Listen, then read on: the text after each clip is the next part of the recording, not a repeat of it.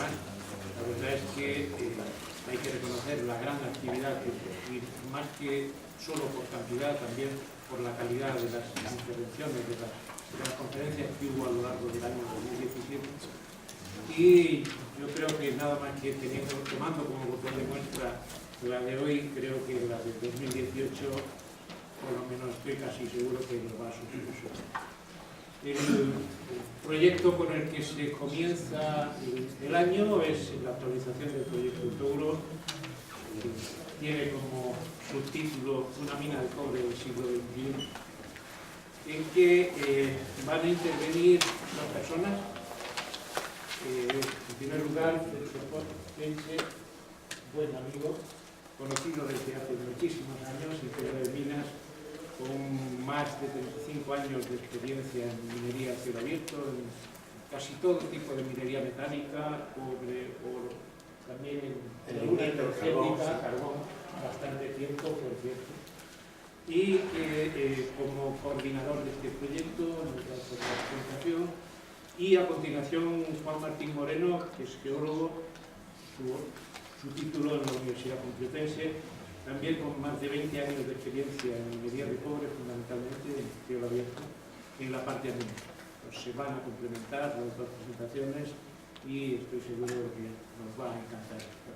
Muchas gracias, Ángel. Muchas gracias. Buenos días. Estamos presentando a la Administración, o hemos presentado a la Administración el proyecto de Touro. La mina de Touro es una mina que estuvo en funcionamiento desde los años 70 a mediados de los 80, perteneció a Río Tinto. Como le pillaron los años malos de los precios del cobre a mediados de los 80, la mina no llegó a... Bueno, como todo el mundo sabe, la ley del 82 que obligaba a restaurar y la orden que sale en el 84, pues a partir del año 84 se empezaron a presentar los proyectos para adaptar los proyectos mineros a la nueva ley, pero Río Tinto cerró antes de que se aprobaran los proyectos de restauración y por lo tanto quedó prácticamente sin restaurar. Podemos ver cómo quedan, aunque los taludes se ha hecho una labor después, están prácticamente sin restaurar. El proyecto de Touro es, por lo tanto, un proyecto que tiene una huella ambiental seria, no tampoco drástica, pero tiene una huella ambiental clara, que se le da un enfoque moderno para adaptarlo a las nuevas normativas, y que en el futuro esperemos que sea un activo generador de empleo para la zona y para Galicia. Cuando Río Tinto se marchó, vendió los derechos mineros a Explotaciones Gallegas, que continuó haciendo una labor de árido. Se paralizó la explotación del cobre, pero la mina siguió en funcionamiento y los derechos los adquirió Explotaciones Gallegas. Explotaciones Gallegas necesitaba, para poner en marcha el proyecto de cobre, un socio tecnológico y con capacidad económica, y acudió a Atalaya Mining. Explotaciones Gallegas es una empresa que se dedica fundamentalmente a obra pública y por lo tanto lo que tiene son plantas de aglomerado, vende árido y hace aglomerado. Y Atalaya Mining es la empresa que está explotando Río Tinto, ha puesto en marcha el proyecto Río Tinto en un tiempo verdaderamente récord. Empezó dando 5 millones de toneladas y ahora ya se está haciendo el proyecto de ampliación a 13 millones. La zona, la concesión de explotación está situado en Galicia, muy cerca del aeropuerto está aquí, muy cerca del aeropuerto de Santiago de Compostela, entre los concellos de Pino y Touro. Dentro de la concesión de explotación, la concesión San Rafael, el proyecto ocupa una parte relativamente pequeña de la concesión. Originariamente esta fue una concesión de piritas de hierro. pero se hizo un cambio de aprovechamiento en el 78 para adaptarlo al cobre.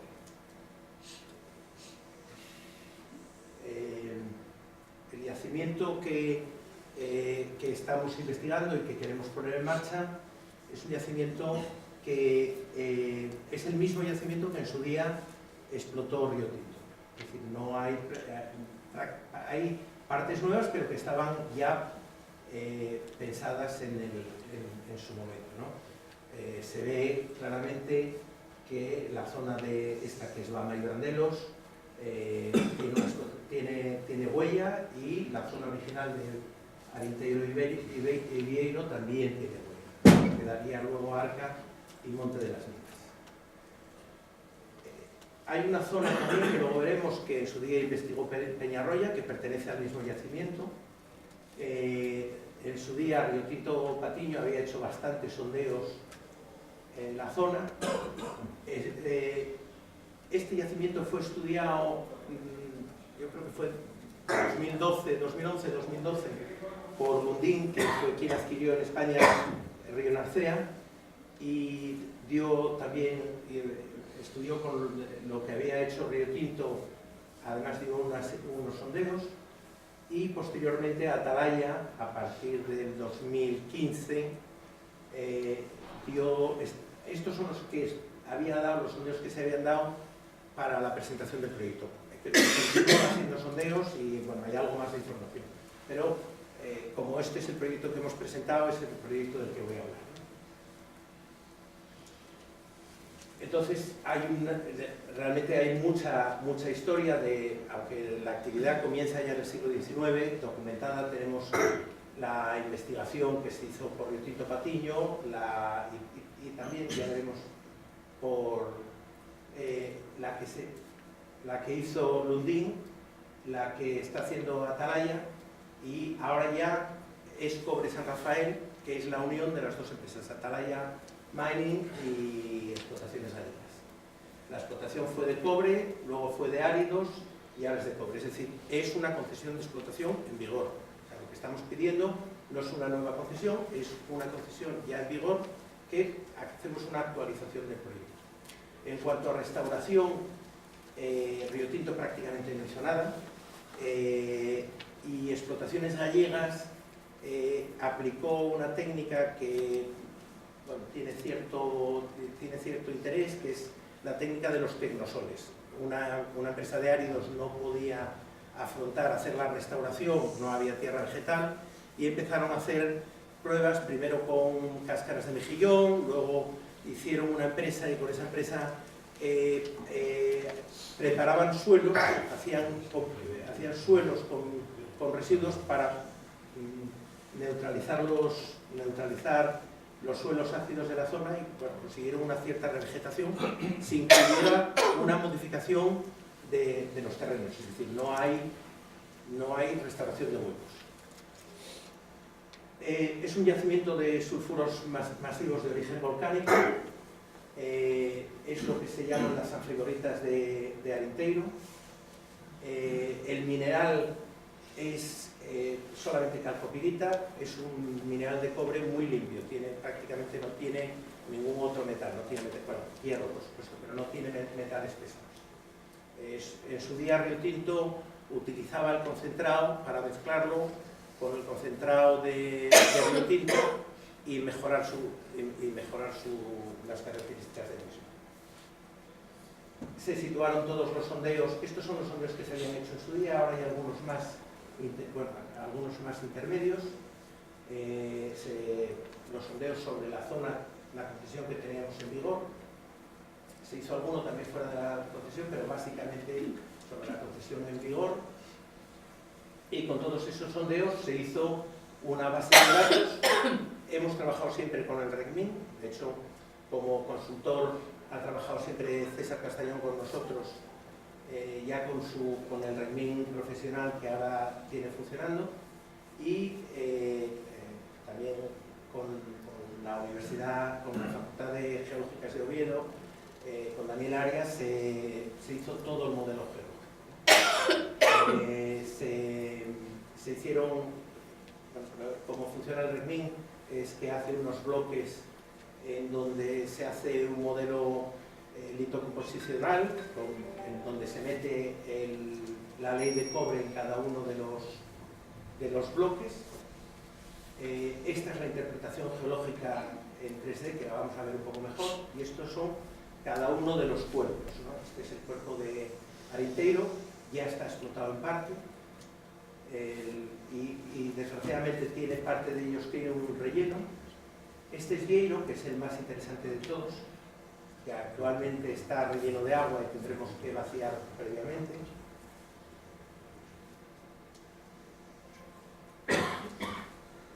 Este es Monte de las Minas, luego veremos, es un poco menos interesante, pero también está bien, y ahora estamos viendo que posiblemente hay algo más, Arca y por fin Bama y Bracios. Esto es el conjunto del yacimiento modelizado en 3D.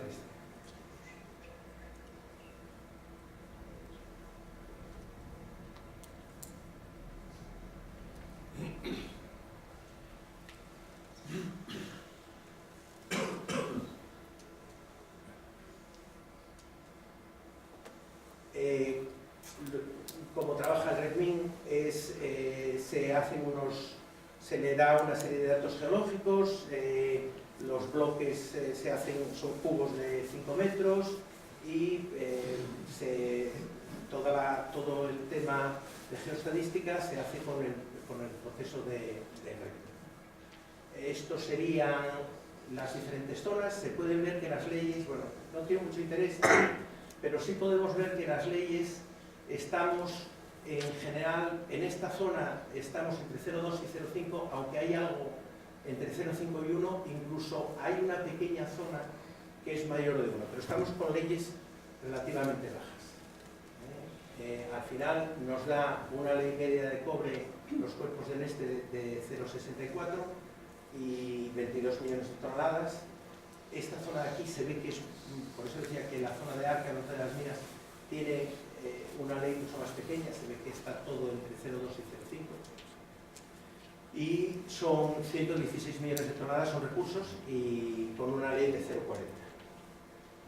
Con todo ello se hace el cálculo económico con los datos económicos que se tienen en cuenta la recuperación, el coste de tratamiento, en fin, todas esas cosas. Y además se hace un modelo geotécnico dándole los ángulos a los taludes que estudia gente, ¿no? Y se le da un precio medio del cobre, aunque luego veremos que se adaptan a diferentes precios. El programa trabaja con el método del cono flotante, que es que hace un cono y lo va moviendo hasta obtener el beneficio que le hemos pedido. Si ponemos beneficio cero, hace un cálculo y nos calcula un volumen determinado. Cuando calcula un volumen, nosotros por ejemplo calcula este volumen, los cubos que salen, los bloques que quedan dentro de ese cono se quitan, con lo cual, si hace primero uno, hace otro y ya trabaja con los conos que se han hecho. Con todo ello, lo que se hace es, se va poniendo para los diferentes conos, que se le asigna un nombre, se van poniendo los diferentes beneficios de mayor a menor y se va viendo, según va variando los conos, cómo va variando el beneficio acumulado y cómo va variando el cobre, la recuperación de cobre. Para las diferentes, se hace para diferentes precios del cobre. Vemos cómo han evolucionado los precios de los minerales, lo que estábamos hablando, en los años 90 el cobre estaba en 1.000 euros la tonelada y bueno, ahora mismo vemos que ha pegado una subida importante, está en un momento bastante bueno, ¿no? El mercado de futuros augura que va a haber una cierta recuperación del precio del cobre y estos serían los diferentes conos que saldrían del estudio económico del proyecto. Y el conjunto de todos ellos, primero por separado y luego los datos que quedarán colgados en la web, los datos geotécnicos y económicos con los que se ha hecho el proyecto, y al final el propio programa lo que tiene que hacer es un diseño de detalle ya con las pistas, los fondos de corta, los accesos y todo lo demás. Las diferentes zonas.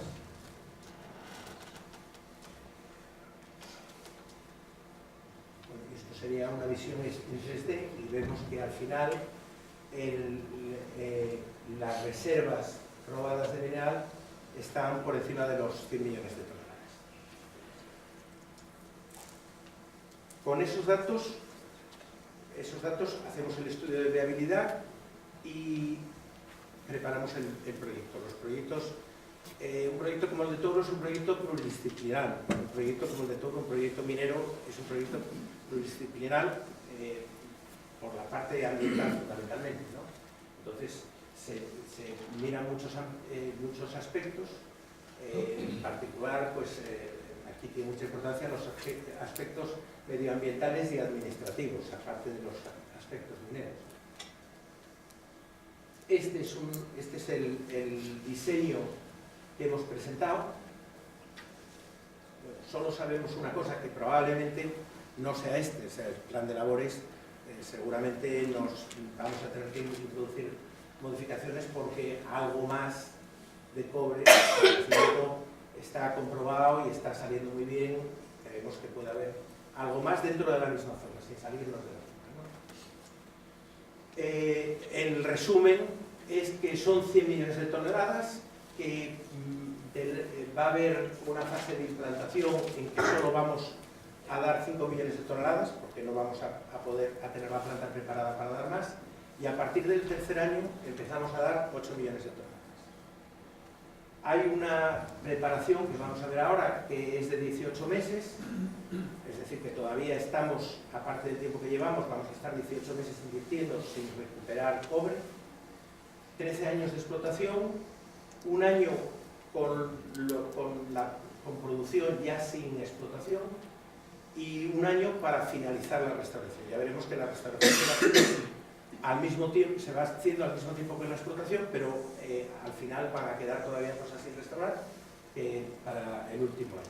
El sistema de explotación es de minería de transferencia. Estamos hablando de minería de transferencia, que no es una minería de transferencia pura como la podemos entender en un proceso ideal, ¿no? Sino que es una minería de transferencia porque vamos rellenando los huecos, y además por las características del yacimiento que ya comentaremos, no queda hueco final. Al final no queda ningún hueco final. ¿No? Habrá alguna escombrera exterior, porque hay un cierto esponjamiento, pero no queda hueco final. Las labores preparatorias son bastante largas, por eso se tarda año y medio, es el montaje de la planta. Son todos los temas de infraestructura, es decir, hacer la línea eléctrica. Tenemos que hacer una línea de 66 kilovoltios para llegar aquí, aunque estamos en negociaciones para que nos la haga un distribuidor eléctrico y no la hagamos nosotros, sino tendría que ser una línea dedicada y bueno, sería otro proceso también más complicado. Hay que hacer las carreteras de acceso, tenemos que hacer el dique para los estériles de la balsa. Tenemos que para hacer este dique, tenemos que empezar a explotar el estéril ya de alguna de las cortas, sacar el relleno que tenemos en el fondo de esta corta, de Vieiro, y sacar estéril del entorno, hacer el dique, hacer la balsa de agua fresca. Empezamos ya también a sacar algo de estéril de las primeras cortas satélites, son unas cortas pequeñitas. Hay un desvío de unos arroyos, unos canales de guarda, y hay que empezar a mastear la corta de Vieiro, que es esta. este sería el aspecto que tendría al final del primero. En el segundo año se empieza, al final, en el primer año de trabajo ya se empieza a trabajar, a rellenar con estériles el dique de la balsa de estériles, y se comienza una escombrera exterior. Voy a aprovechar para hablar de estas escombreras y estas. Hay dos tipos de materiales en Touro. Los materiales potencialmente productores de lixivias, los productores de aguas ácidas, y las que no son productores de aguas ácidas.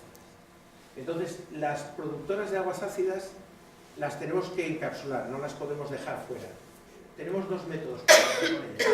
O las encapsulamos o las metemos en el fondo de corta por debajo del nivel freático, 5 metros por debajo del nivel freático. De esa manera no tienen intercambio con el oxígeno y las aguas no lixivian. Como no nos caben todas, tenemos que hacer una escombrera exterior, que es esta escombrera de aquí, que hay que encapsular. Es decir, es una escombrera que hay que hacerla con mucho cuidado, hay que previamente drenar el terreno, hay que colocar el mismo sistema que se hace para la balsa. Hay que impermeabilizar y al final hay que encapsular. Esto significa que hay tierras que vamos a mover dos veces, que no vamos a poder llevar directamente al fondo de corta. Entonces va a haber, tiene un encarecimiento porque hay estériles que se mueven dos veces.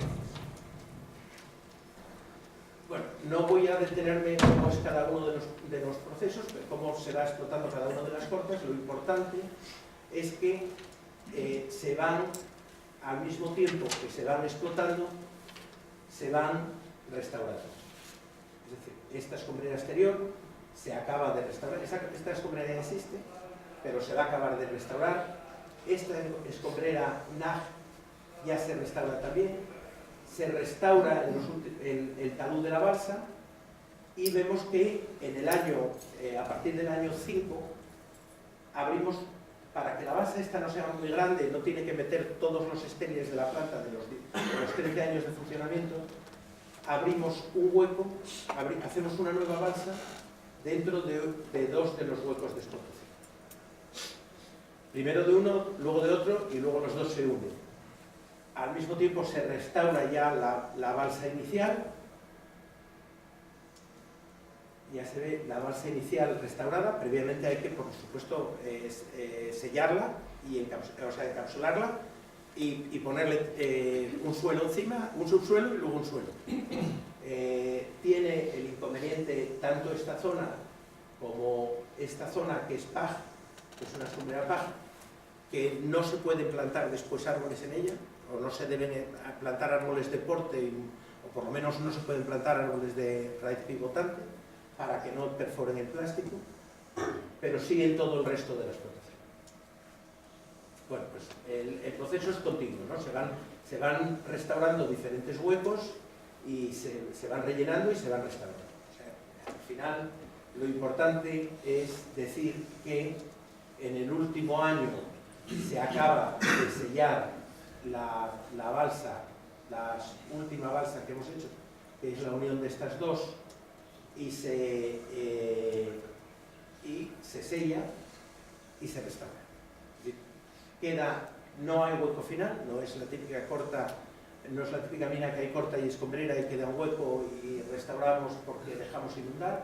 Nos queda un pequeño hueco aquí que lo dejamos a propósito, que es la balsa de agua fresca porque es agua limpia y bueno, puede tener una utilidad para los usos posteriores del suelo. No sé si vas a hablar algo de eso, Juan. Sí, hay un par de slides que se muestra al final de la restauración. Y bueno, la restauración final pues es esta. No sé si empieza a arrancar solo, sí. Bueno, esto es una pequeña una parte representada de cómo va evolucionando la mina a lo largo de los años. Podía haber puesto esta y me ahorraba todo el rollo anterior, pero en fin.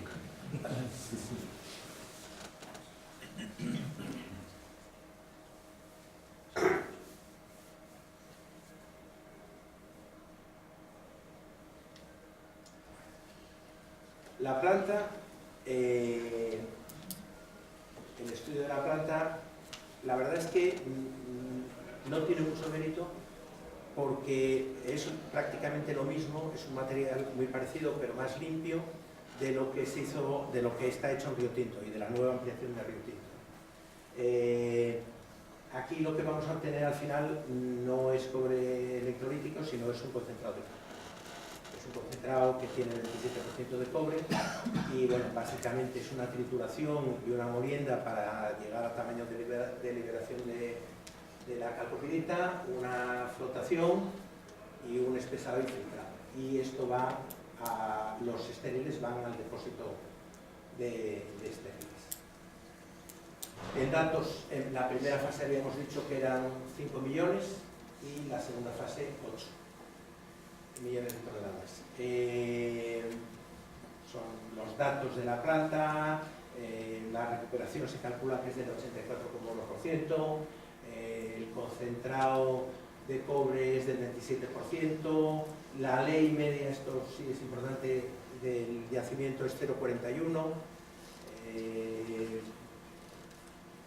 y la producción al final son 100 millones de toneladas. Esto es un poco más en detalle cómo se hace la trituración, la molienda después, unos molinos de bolas. La flotación se hace en 3 fases, en 4 fases, y después hay un espesado y un filtrado. Y estos serían las cantidades en las 2 fases, en la fase de 5 millones y en la fase de 8 millones. Esta es, para quien no lo conozca, este es cómo se hace el dique de estériles.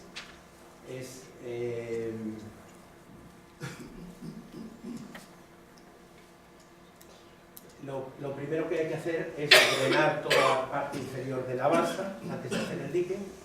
Después se hace el dique, se impermeabiliza y se vuelve a meter un drenaje de fondo para que los estériles se queden secos, ¿no? Para al final dejar la balsa consolidada.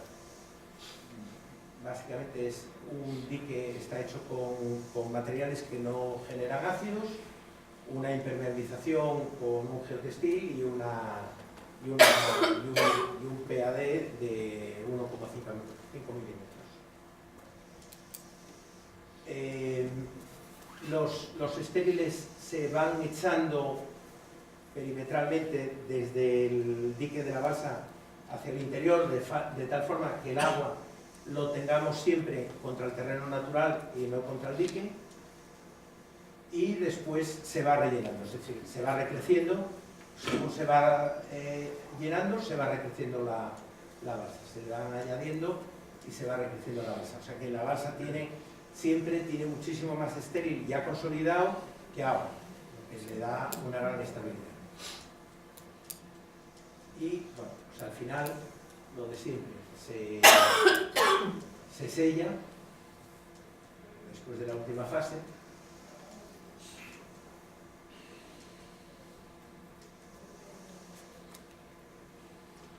Se sella y por último se restaura. Bueno, esta es la línea eléctrica, perdón, no, está en proyecto, pero la idea es no hacerlo, y creo que no la haremos. Ya tenemos bastante avanzado el convenio para hacerla. Esta sería la planta, la vamos a ver luego un poco más en detalle. Estas son unas imágenes de la planta.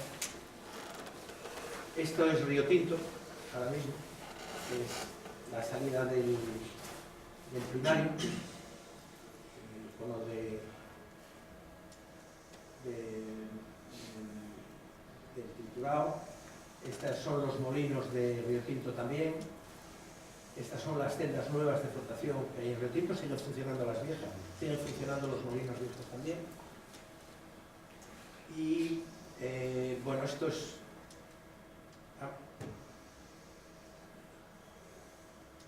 Pues no quiere andar. Bueno, pues nada, lo dejo. Esta es la huella del proyecto. Los terrenos que son propiedad del socio de Atalaya Mining, los terrenos de explotaciones gallegas, son estos. Esta es la antigua balsa que ya está consolidada y va a ser es un polígono industrial, parte ya está aprobado como polígono industrial, y estos son los huecos actuales de una zona y de otra, y nos queda por comprar estos terrenos de titularidad privada. En el conjunto son 700 hectáreas y tenemos que comprar aproximadamente la mitad. Es una inversión inicial, antes de empezar a sacar nada de cobre, es una inversión inicial de 165 millones de euros. Los costes de operación en este tiempo van a andar sobre los 1.100 millones de euros, por lo que el coste de operación año es aproximadamente 82 millones de euros. Y Juan.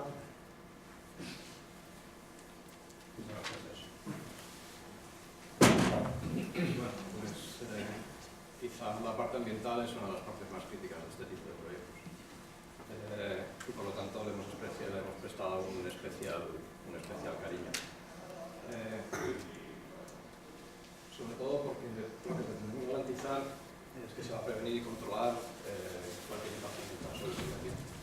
Pero en este caso nuestro proyecto pretende ir un poquito más lejos y es además una oportunidad para mejorar lo que ya hay. Como comentó antes Celso, pues hay pozos mineros, hay escombreras que han quedado sin restaurar, se han aplicado tecnosoles. Yo creo que es una tecnología buena cuando no tienes otros recursos como tierra vegetal, pero luego en esas tareas de restauración no se modificó la morfología inicial, taludes en corta, taludes en antiguas escombreras. Entonces, uno de los valores de este proyecto no solamente es prevenir los impactos, que debemos hacerlo, cualquier minería moderna debe prevenir los impactos ambientales al mínimo, sino que además uno de los valores del proyecto es que vamos a dejar el área mejor de lo que se encuentra en este. Como ya ha comentado Celso, pues, el 50% de los terrenos del proyecto ya son propiedad de explotaciones gallegas y el nuevo proyecto minero va a ocupar la huella de la antigua mina de Río. Por lo tanto, se minimiza enormemente el impacto ambiental sobre nuevas actividades que en ese 50% del terreno básicamente son actividades forestales. Uno de los críticos en Galicia es el Camino de Santiago. El proyecto queda relativamente cerca del Camino de Santiago, la línea roja es el Camino de Santiago, el área verde es la parte de Vic, y el área morada es la delimitación de ámbito de respeto. Se ha considerado, por supuesto, el Camino de Santiago en el diseño del proyecto, no solamente en el diseño propio de la instalación, sino en los accesos, y en ningún caso se va a afectar al camino, ni desde el punto de vista de ocupación, ni desde el punto de vista de impacto visual. Adicionalmente, y desde el punto de vista de patrimonio, como cualquier otro proyecto minero, lo que se ha realizado es una prospección arqueológica, donde se han identificado posibles yacimientos arqueológicos y lógicamente se trabajará y se estudiarán con el titulado adecuado, con el arqueólogo y siguiendo las directrices de patrimonio. Uno de los aspectos muy críticos también de este proyecto es la gestión del agua. Y cómo pretendemos cuidar o mantener tanto la calidad como la disponibilidad. Pues, lo primero es diseñando el proyecto para modificar lo menos posible los cauces que ahora mismo existen y solamente vamos a modificar en tramos inferiores a un kilómetro. Evidentemente, estableciendo un sistema integrado de gestión de agua a nivel de todo el proyecto, asegurando que manejamos de forma correcta todas esas aguas en función de las diferentes calidades que puedan. Estableciendo circuitos cerrados, por ejemplo, el agua que utiliza la planta entre planta de proceso y balsa de estéril. Y por supuesto, con una planta de tratamiento de aguas que vamos a utilizar en los primeros años, tanto para el abastecimiento de la planta de tratamiento de producción como para el vertido, siendo el objetivo del proyecto el vertido cero a partir del tercer año. Es decir, nuestro objetivo es no tener que poner nada en dominio público hidráulico a partir del tercer año de ejercicio. ¿Por qué no antes? Pues porque ahora mismo los huecos de los que hablaba Celso están llenos de agua y por lo tanto los tenemos que desaguar y no vamos a poder utilizar toda esa cantidad de agua en nuestro proceso productivo. En el momento en el que hayamos desaguado las cortas y utilizado ese agua en nuestro proceso, como puesto en dominio público hidráulico, siempre siguiendo los parámetros y las directrices que nos marquen el vertido, a partir del tercer año no necesitaremos esa autorización de vertido y por lo tanto esta planta de tratamiento nos servirá para depurar el agua y darle la calidad adecuada para nuestro proceso productivo. En ese plan de gestión de aguas, ¿cómo vamos a trabajar? Pues básicamente con tres aspectos. Primero, minimizando la cantidad de agua que tenemos que gestionar y minimizando la cantidad de agua que tenemos que tratar. Evidentemente, tratándola y gestionándola de una forma adecuada, segregando calidades de agua diferentes. Y por lo tanto, y última opción, depurarla si tenemos que tratar de utilizarla en el proceso productivo o verterla al dominio público.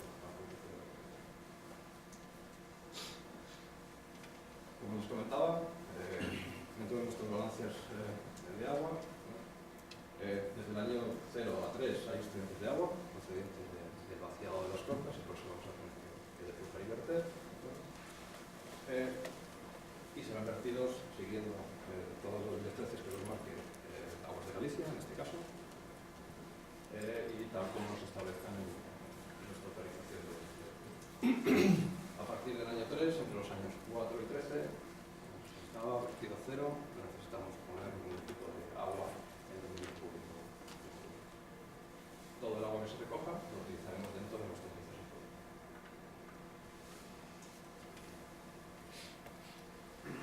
Una de las ventajas de lo que les comentaba Celso sobre la minería de transferencia es que podemos optimizar todos estos procesos, tanto en la gestión de residuos como en la gestión de agua. Al final, uno de esos pilares en la gestión del agua es minimizar las partes que están expuestas. Fondo de corta, escombreras y área de circulación en planta que vamos a generar, pueden generar agua en una calidad inferior.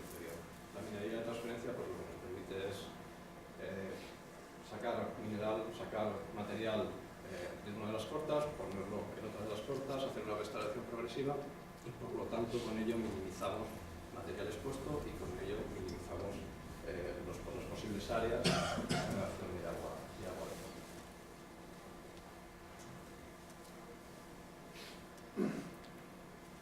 El proyecto prevé dos tipos de depósitos en escombrera, estructuras diseñadas para el almacenamiento, todos conocidos, y la utilización de huecos mineros rellenando el hueco dejado por la extracción. Esto sería un esquema de cómo quedaría en función de esa clasificación NAG o PAG, en función de la clasificación de la posibilidad de generar aguas ácidas o no generar aguas ácidas, pues se rellenarán y se instalarán de forma diferente medidas para la protección del medio ambiente y sobre todo medidas para evitar la posible contaminación. Aislamiento con plástico, drenaje, se vuelve a aislar la escondida con plásticos por encima, de forma que quedan encapsulados y evitamos posibles lixiviados de cualquiera de los materiales. Esto sería un esquema de cómo queda la instalación de estériles de planta. Suelo natural, un sistema de drenaje, plástico, lo han visto antes en el vídeo que nos ha mostrado Celso, y se conectan las aguas y se envían a la depuración y finalmente quedan selladas de forma que evitamos lixiviados y evitamos que el agua, por ejemplo, de lluvia infiltre y pueda lavarlo después de la lluvia.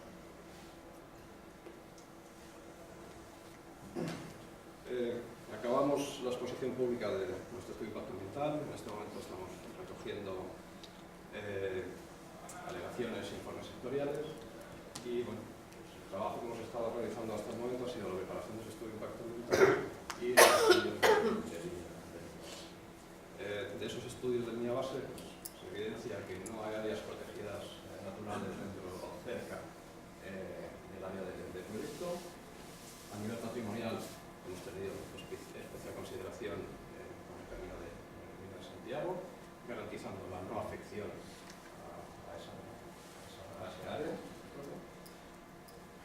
importante para nosotros la integración paisajística del proyecto, en el momento que estamos en Galicia. No van a quedar huecos, las escombreras van a estar limitadas en la altura, con pendientes también de bajas, a similitud de lo que hay alrededor del proyecto, y por lo tanto nos aseguramos la integración paisajística de todas las instalaciones que queden a futuro. Estudios hidrológicos e hidrológicos de detalle y el estudio socioeconómico del proyecto empezamos a trabajar en el año 2015 y hemos colaborado pues con universidades y con entidades de prestigio en el área. Por ejemplo, los estudios de flora, fauna, patrimonio. Hemos comentado con el director de Ingeniería de Minas, Javier Taboada, en suelos con catedrático de Diplomacia de la Universidad de Santiago de Compostela, en los estudios hidrológicos e hidrogeológicos con Jordi Delgado y con Ricardo Juncosa, directores de Geología y de Ingeniería de Minas de la Universidad de Coruña, en el estudio socioeconómico con Aureliano García, mientras de la universidad, y con otras entidades acreditadas, intentando que siempre sean de área, como por ejemplo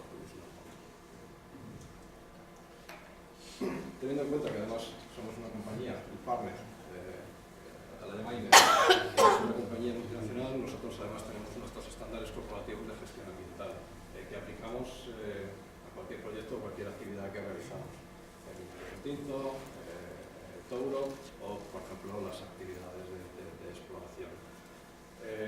Sistemas de gestión basados en estándares internacionales de reconocido prestigio como ISO 14000, sistemas que pueden ser auditados en cualquier momento y que nos sirven para gestionar todas las cuestiones relacionadas con la actividad ambiental de nuestra compañía y el impacto que puedan tener.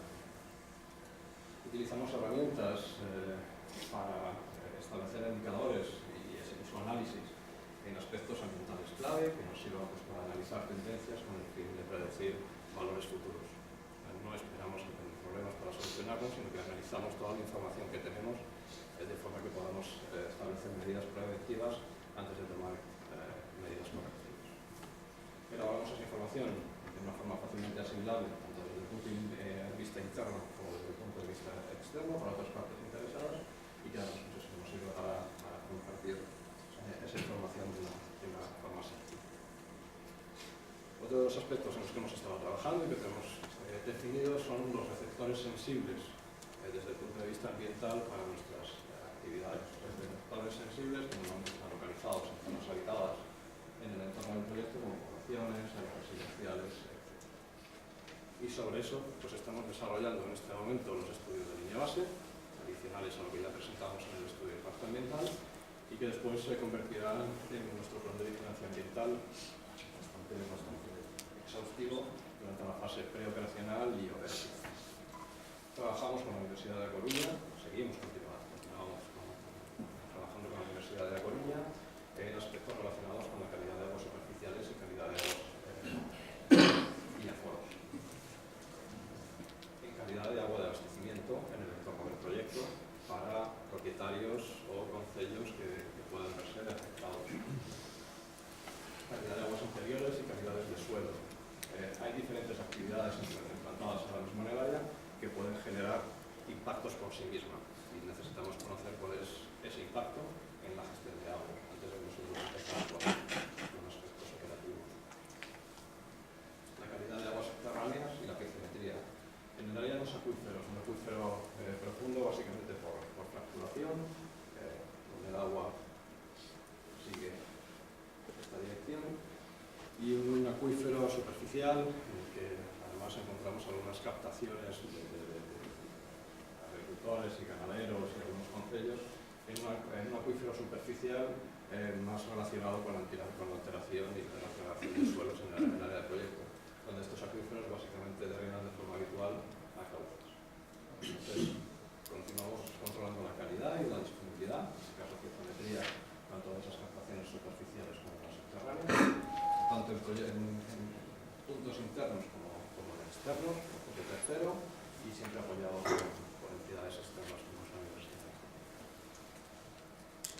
La meteorología es información importante para nosotros, sobre todo desde el punto de vista predictivo para el impacto ambiental, por ejemplo en calidad del aire, por ejemplo en calidad de aguas, tanto subterráneas sociales y pues, monitoreamos tanto desde el punto de vista de las instalaciones que ya existen, que miden parámetros de calidad del aire y meteorología en el entorno, como nuestros propios equipos de control.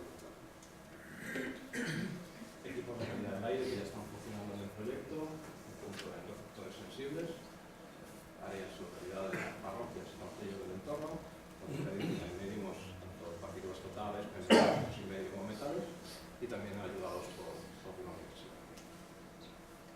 El ruido es uno de los principales impactos que podemos generar. En este caso, trabajamos con una empresa externa acreditada, A+, de reconocido prestigio a nivel nacional y principalmente en Galicia, e igual hacemos los controles en parroquias y concellos del entorno. Vibraciones asociadas a soldadura. En este momento se están explotando recursos básicamente áridos para construcción. Por lo tanto, el entorno ya se ve afectado por las voladuras generadas en esa actividad y después se verán afectados, no mucho detalle, con nuestra actividad. Lo que estamos haciendo ya es monitorear esas vibraciones en voladura para tener una línea base que podamos comparar al futuro. Seguimos recopilando información sobre estudios de flora, de fauna y de patrimonio. Y, por supuesto, como proyecto minero contemplamos nuestro plan de restauración para la fase de clausura. En esta fase pues, realizaremos las actividades de congelamiento, demoliciones, campañas de investigación sobre posibles suelos contaminados derivados de nuestra actividad. Trabajaremos en el cierre y sellado de las instalaciones de gestión de residuos mineros. Seguiremos con los programas sociales derivados de las medidas compensatorias propuestas, la restauración final del emplazamiento, la gestión de agua en la fase de clausura y continuaremos con esos planes de vigilancia ambiental en esta fase. La restauración es progresiva, lo que nos ayuda a una correcta gestión de los del agua, como ya les comentaba, minimizamos la superficie expuesta y por ello minimizamos la posible contaminación del agua, y la restauración comienza en el año 2 y finaliza en el año 5. Es una restauración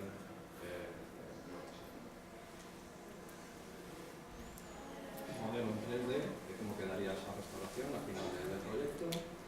Esta es la instalación de estériles de planta, esta es la balsa que comentaba Celso de agua fresca. Como hemos contado, en los fondos de la PAG y en la instalación de estériles de tratamiento se pueden sembrar especies que puedan afectar la generación que vamos a sellar la instalación. Por lo tanto, será utilizada casi con seguridad para pastos y en el resto se pueden utilizar otras especies para esta sería la zona de Tomarribelos, Arca, Montes Minas, Rieiro, Arinteiro y la instalación de estériles.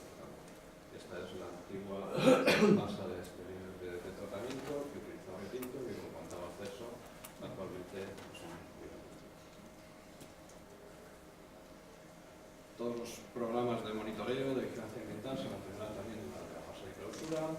Vigilamos la estabilidad de las estructuras que quedaban remanentes, la calidad de esas restauraciones, la calidad del agua superficial y subterránea, cómo evolucionan los ecosistemas en el área después de la fase de restauración y el uso final de los terrenos.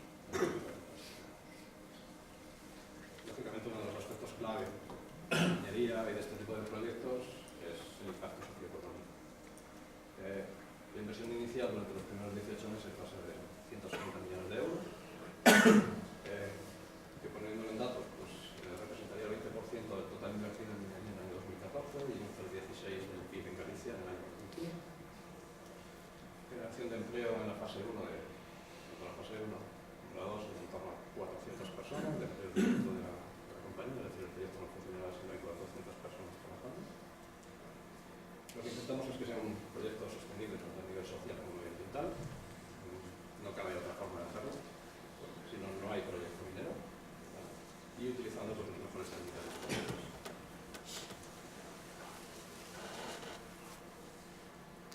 Compromiso también que se refleja, ya os he comentado antes, en las actividades entidades que colaboran con nosotros, entidades de prestigio o entidades como universidades, Universidad de Coruña, Universidad de Vigo o la Universidad de Santiago. Buscamos expertos que nos ayuden a tomar las mejores medidas tanto en el diseño como en la protección medioambiental en el sector. Otro de los aspectos importantes para nosotros es construir unas relaciones de confianza en el mercado. Somos mineros, vienen los mineros, van a destruir nuestro tejido empresarial, van a destruir nuestro medio ambiente y después van a marchar y van a dejar un desastre ecológico. Aunque no es cierto. El siglo XXI es imposible, primero porque las compañías no trabajan así y porque hay otras partes interesadas como la administración, como otro tipo de movimientos que no van a permitir eso. Pero tenemos que trabajarlo, tenemos que transmitir que se hacen así las cosas en el siglo XXI y que la minería en el siglo XXI es diferente a la minería de hace 35 años o de 40 años. Y lo hacemos pues, a través de programas de comunicación, la responsabilidad sociocorporativa, transparencia y puertas abiertas. Se puede visitar el proyecto, no hay ningún problema.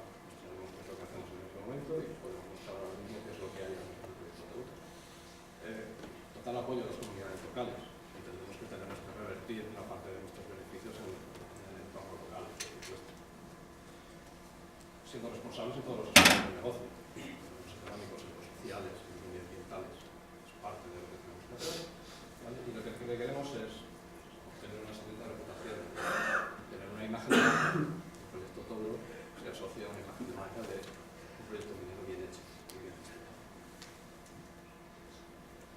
Y bueno, pues resumiendo un poco lo que ha contado Celso, un poquito que os he contado yo, pues, las características generales del proyecto, pues una explotación minera a cielo abierto, con una alta minería de transferencia, una planta de tratamiento que una producción nominal de 8 millones de toneladas, proceso habitual, titulación marina de explotaciones pescado y filtrado, con una inversión total de toda la vida del proyecto de 1.200 millones de euros, con una creación de empleo de alrededor de 400 personas, con 16 años de actividad.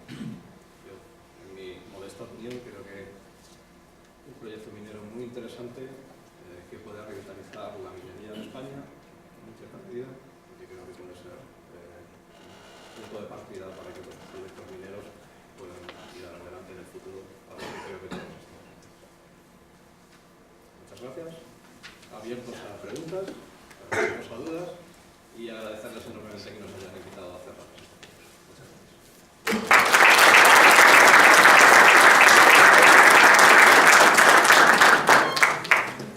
gracias. ¿Alguna pregunta?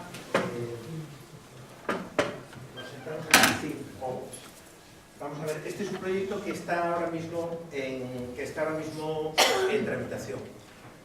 Es un proyecto que como hay una modificación sustancial, es un proyecto en vigor, es una concesión de explotación en vigor, como hay una modificación sustancial de la superficie ocupada, tiene que pasar un estudio de impacto ambiental y el proyecto se presentó a finales del mes de agosto y estamos en fase de, bueno, ya estuvo, se presentó antes, se presentó en junio, si no me equivoco, fue publicado para las alegaciones a información pública a finales de agosto y todavía sigue colgado en la web de la página de la Xunta de Galicia de Industria como proyecto en vigor, es decir, todavía se están recibiendo alegaciones aunque ha pasado el periodo ampliamente, ¿no? Nos falta todavía algún informe sectorial por llegar. Cuando estén todos los informes sectoriales se contestarán y se envía de nuevo a Medio Ambiente para que dé la conformidad al estudio de impacto. Es un proyecto que desde el punto de vista de la Xunta es un proyecto interesante, pero es un proyecto que nos encontramos con que está sufriendo una serie de ataques de ciertos sectores en Galicia claramente contrarios a cualquier tipo de minería. En Galicia históricamente hubo un proyecto hace 3 años, quizá ya para 4 años, que se presentó, que fue el proyecto de Propuesto, que era una mina de oro en una zona que, bueno, cerca de la Costa de la Muerte, era un proyecto que creó cierta expectación en la zona, que fue contestado, que tardó muchísimo en resolverse y al final se resolvió negativamente. A partir de ese proyecto, a partir de ese momento, los grupos antiminas se armaron, se potenciaron y realmente en Galicia quizás sea el sitio de España donde hoy son más fuertes. El ataque a los proyectos mineros es ideológico, no es un ataque concreto, o sea, estamos ahora mismo estamos contestando, pero públicamente hay en principio una desconfianza hacia las empresas mineras y hacia los técnicos mineros que no ocurre en ninguna otra actividad. Nadie se cuestiona si un puente de una autopista se va a caer, pero todo el mundo da por hecho que que el dique de la balsa de Estériles se va a romper y va a inundar el río Ulla, va a anegar el río Ulla, va a destrozar la ría de Arosa y se van a acabar los mejillones, se van a acabar la fauna, va a acabar el marisco y se va a arruinar todo el personal que vive de eso. Por supuesto, se da por supuesto que una balsa una presa o una impermeabilización de unos residuos de los residuos sólidos urbanos o de los residuos peligrosos como es Hogarisa no tiene ningún problema, no va a dar problema, pero por supuesto la balsa de una empresa minera va a filtrar, no va a funcionar, va a contaminar las aguas subterráneas, que no las ha contaminado en la fase anterior, curiosamente en esta fase las va a contaminar y va a arruinar a todos los ganaderos del entorno. La presión social no es grande, pero realmente la difusión de todas estas ideas hace bastante irrespirable el ambiente con ciertos grupos sociales. Es un problema porque todos los profesionales de la minería de repente vemos cuestionados, es decir, automáticamente somos malos profesionales. Un edificio que hace un arquitecto no se va a caer, nadie se cuestiona, la gente está dentro de un edificio, entra y no dice esto se va a caer, pero una empresa minera lo va a hacer mal y por supuesto todo se va a contaminar. Ponen ejemplos, pero también hay ejemplos en Galicia de la curva de Android y un AVE en donde se matan no sé cuántas personas. No hay problema, al día siguiente la gente vuelve a coger el AVE. Pero si hay un proyecto minero que salió mal en Brasil, por supuesto todos los proyectos mineros del mundo van a salir mal. Pero es un problema ideológico, es un problema que hay grupos muy bien organizados que están en contra de todo este tipo de proyectos y que entiendo que desde los círculos mineros tenemos que ser capaces de contestar y decir que, bueno, pues, que somos capaces también, que la gente que está estudiando en la escuela, que los profesionales de la minería son tan buenos profesionales como cualquier otro y que son capaces de hacerlo bien. Y en esa lucha estamos. Creemos que nos quedan todavía unos cuantos meses de tramitación, porque todavía por los plazos y por la contestación de las alegaciones, pero en principio, lógicamente un proyecto como este, si no sale un proyecto como este, que tiene un impacto positivo, es decir, tenemos una huella de proyecto, tenemos una superficie claramente alterada y vamos a alterar poco más. Acabaremos restaurando todo. En estos momentos hay filtraciones de aguas ácidas de la antigua balsa que no se impermeabilizó porque no era impermeabilizarse en los años 70 y las vamos a recoger y esas aguas van a salir limpias. Es decir, la acción del proyecto va a ser, desde el momento en que empecemos a funcionar, va a ser claramente positiva con respecto a la situación actual. Es un proyecto que tiene un impacto ambiental, curiosamente, positivo, cosa que no es normal en los proyectos mineros. Y bueno, creemos que en esas condiciones, si no sale este proyecto, no puede salir ningún otro proyecto minero en Galicia.